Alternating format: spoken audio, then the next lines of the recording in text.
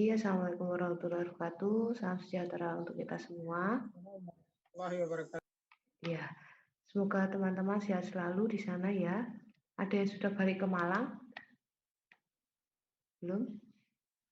Iya. Belum ada, Bu. Iya, masih di rumah. Iya, masih di rumah semua ya. Ya, oke. Tidak apa-apa. Yang penting belajarnya tetap semangat walaupun dengan daring gitu ya. Oke, hari ini sesuai dengan materi yang sudah saya share di Google Classroom, teman-teman akan belajar terkait validitas eksternal dan validitas internal. Jadi ini merupakan lanjutan dari materi kemarin ya. Kalau materi sebelum UTS kemarin terkait uji asumsi klasik, uji asumsi ya. Jadi untuk uji asumsi itu digunakan jika kita sebelum masuk pengujian yang sebenarnya, misalkan uji parametrik atau non parametrik. Namun kalau untuk validitas ini untuk eksternal internal ini agak sedikit berbeda. Ini digunakan untuk memvalidasi, mengecek kesahihan, kebenaran dari si kuesioner kita gitu. Ini biasanya sering dipakai di sipil sebab kalau untuk yang khususnya untuk yang transportasi ya. Kalau untuk yang transportasi biasanya buat kuesioner untuk sebar angket kayak gitu. Nah, ini harus melewati pengujian ini dulu gitu. Baru kalau sudah fix, sudah valid, sudah benar, nantinya bisa digunakan si kuesionernya, baru turun ke lapangan, kemudian kita mengambil data kayak gitu secara kasar. Nah, untuk lebih detailnya saya akan bahas terkait validitas eksternal dan internal ini ya. Oh iya, suara saya jelas atau terputus-putus? Jelas, Bu. Oke, baik. Alhamdulillah. Soalnya di sini mendung, nggak tahu ya di sana gimana. Di rumah saya ini mendung kebetulan. Oke. Untuk yang sudah bergabung, silakan nyalakan videonya ya, teman-teman. Ya, Bu. Oke. Kelihatan enggak? Semoga kelihatan ya. Karena saya Ya, tidak Bu. ya, saya tidak sampai membuat PowerPoint-nya. Ini saya ngambil ya, ini saya ngambil dari modul. Tuh. Nah, saya awali dari validitas internal. Jadi validitas internal itu dalam penelitian data itu memiliki kedudukan yang sangat penting sebab dari data tersebut penelitian kan nantinya dapat digambarkan kayak gitu. Jadi kasarannya kalau kita melaksanakan penelitian itu diawali dari rancangannya dulu. Kita nanti langkah-langkah mau mengambil penelitian tersebut itu tahapannya maunya apa saja gitu. Nah, kemudian setelah kita memantapkan membuat langkah-langkah tersebut, selanjutnya kita akan mempersiapkan hal apa saja yang perlu dibawa, yang perlu dipersiapkan nantinya untuk turun ke lapangan kayak gitu. Sama halnya seperti kita membuat proposal skripsi ya. Jadi proposal skripsi kan pastinya akan diawali dari keterbaruan penemuan kita terkait judul dan terkait tempat yang akan kita laksanakan penelitian. Nah, kemudian dari masalah tersebut, masalah yang ingin kita angkat tersebut, kemudian kita tambahkan dengan kajian teoritik dan empiriknya. Kalau teoritik pasti akan berupa buku, berupa jurnal seperti itu. Jadi secara mudahnya gini, saya, kamu peneliti itu sebagai dokternya, tempat penelitiannya itu sebagai pandeminya, tempat endemik si penyakitnya. Kemudian treatment yang kamu berikan ini nantinya disinggung di metode penelitian ya, itu disebut variabel. Variabel itu bisa kita katakan sebagai obatnya kayak gitu. Jadi kita akan mencoba-coba variabel tersebut ke tempat yang memiliki penyakit itu gitu. Nah, caranya di tempat penyakit tersebut kan kita akan menggunakan variabel-variabel itu ya. Nah, variabel itu obat-obat tersebut kita sinkronkan dengan teori-teori yang telah kita pelajari kayak gitu. Itu nanti akan menjadi sebuah latar belakang masalah, rumusan masalah kayak gitu nantinya. Kemudian kita juga akan mengeksplornya lagi lebih dalam per variabelnya di bab 2 yaitu kajian teori. Masuk ke bab 3 kita nanti akan mempersiapkan hal apa saja yang kita butuhkan untuk turun ke lapangan kayak gitu. Jadi itu masuk di metode penelitian. Nah, metode penelitian nantinya kalau terkait dengan statistik ini apa saja yang kita perlukan saat kita akan turun ke lapangan itu masuk ke validitas internal dan eksternal ini dulu. Jadi kalau misalkan penelitian terkait transportasi gitu ya, kita akan mencari menggali lebih dalam kepada pengguna jasa ini misalkan pengguna jasa transportasi umum. Misalkan kita mau melihat kelayakan kelayakan angkutan umum misalkan seperti itu kan mau nggak mau kita harus bertanya ke si pengguna angkutan umum. Nah, jadinya kita nanti akan perlu membuat list pertanyaan. Nah, list pertanyaan itu biasanya disebut dengan kuesioner kayak gitu.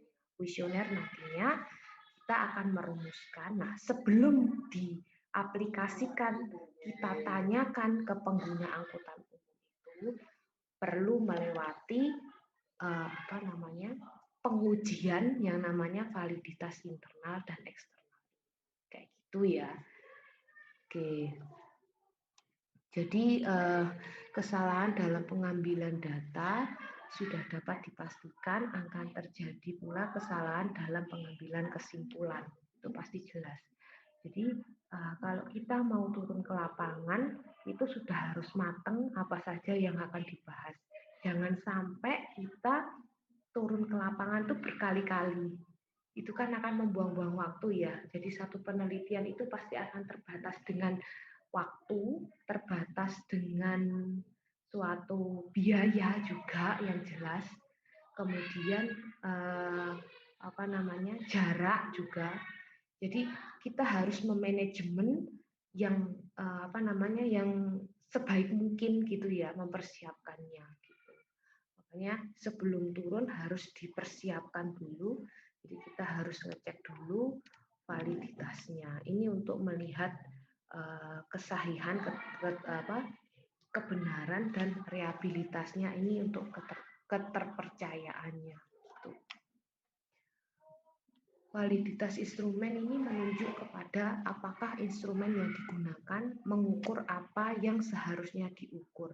Jadi kalau nantinya kalian buat suatu instrumen, ini kan bagian dari metode kalian nantinya mengambil data ya. Usahakan misalkan satu jenis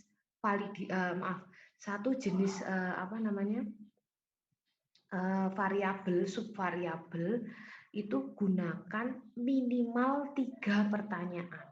Jadi nantinya kalau pas dicek, misalkan ada bias itu nilai yang sama dengan pertanyaan yang lainnya. Jadi misalkan kita buat pertanyaan kan kadang kalau kita tidak sadar itu maknanya sama kayak gitu. Jadi kelihatannya kalimatnya itu beda, cuma maknanya ternyata sama kayak gitu. Jadi usahakan lebih dari 3 pertanyaan untuk menghindari bias ini kayak gitu. Bias kesamaan antar pertanyaan yang kita sudah susun. Usahakan seperti itu ya. Nah, ini sudah saya berikan ada 3 jenis validitas.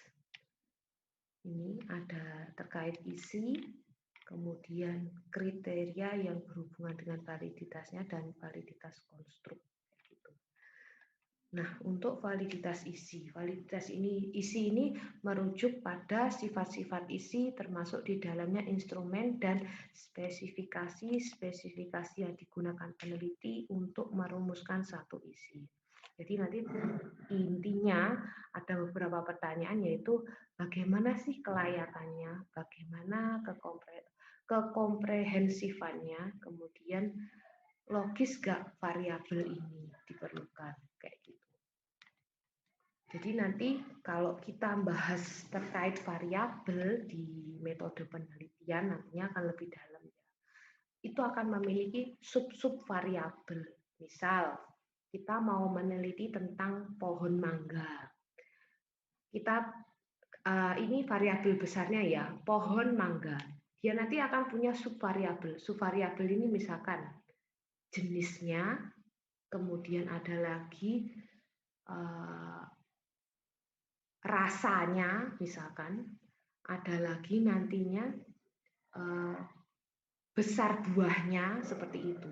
Jadi kalau kita ngomong pohon mangga, ini kan nanti pasti akan yang dibahas buahnya seperti apa, manis atau tidak, kemudian jenis daunnya bagaimana, batangnya seperti apa, seperti itu. Jadi itu disebut sub-sub variabelnya, akan ada banyak. Nah, dari sub-sub variabel, misalkan kita tanya terkait jenisnya, kita mau buat pertanyaan terkait jenis mangga gitu. Usahakan buat pertanyaan terkait jenis itu ada minimal 3 pertanyaan, kayak gitu, agar menghindari bias. Nah, kemudian masuk di validitas kriteria. Awalnya validitas kriteria ini disebut validitas concurrent atau validitas dan validitas prediktif. Jadi validitas ini merujuk pada hubungan antara skor yang diperoleh dengan menggunakan instrumen dan skor yang diperoleh dengan satu atau lebih instrumen lain, atau pengukurannya ini sering disebutnya kriteria. Nah, untuk validitas konstruk, ini mengacu pada sifat konstruksi atau karakter yang diukur oleh suatu instrumen secara psikologi. Mungkin kalau teman-teman di awal ini untuk statistik mungkin masih bingung ya kalau memang tidak ditambahi dengan materi metode penelitian. Tapi ya memang gimana lagi, untuk statistik dan probabilitas sendiri dia fokus ke bagaimana caranya kita mengolah datanya. Itu masuk di bab 4-nya dan cara pengambilan datanya kayak gitu.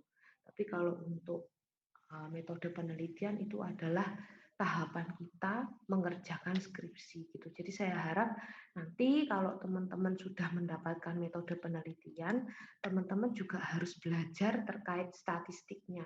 Ini jangan dilupakan ya.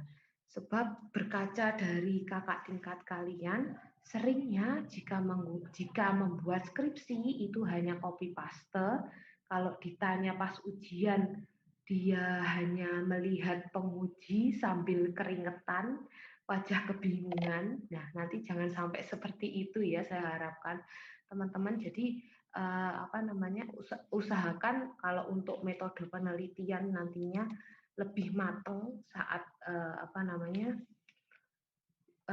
melaksanakan skripsi nantinya, kayak gitu. Jadi nggak cuma membuat dengan cara copy paste. Dan copy paste sendiri kan kalau untuk penelitian itu sangat haram ya. Jadi usahakan teman-teman memang membuatnya dengan sepenuh hati, jadi novelty-nya dapat dan kerjaannya nanti lebih berbobot kayak